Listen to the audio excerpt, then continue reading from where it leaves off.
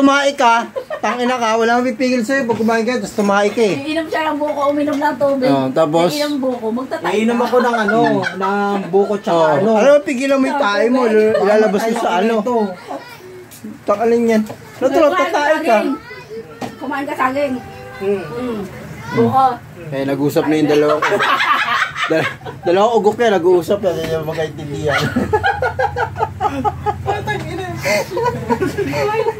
May isa nagtatanong, di ba sumakit ka tatay ako? Di tumae ka, walang pipigil sa tatay ka eh.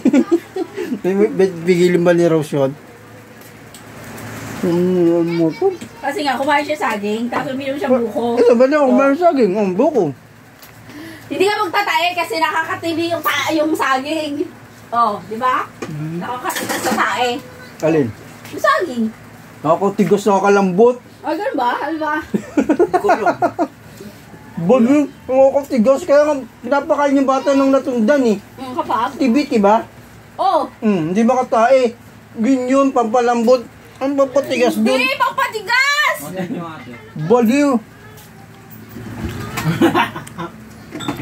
Pampalambot yun ang pampatigas. Ayun na naman to sa pampalambot niya eh. Papatigas yan. Malamig yan sa, ano to, sa katawan eh. Pag kinain mo eh. Papatigas nga yan. Ayan pala naman eh. Baka bayag yun.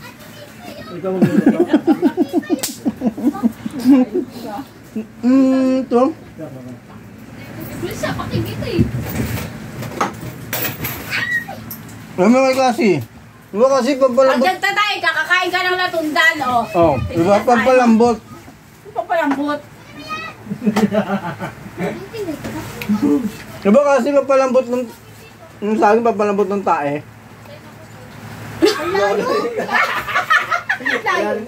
Hindi mo rin alam? Nag-i-school ka, di mo alam? Tanong mo kay mami mo. Asa yung phone ko? Dapat alam mo yun.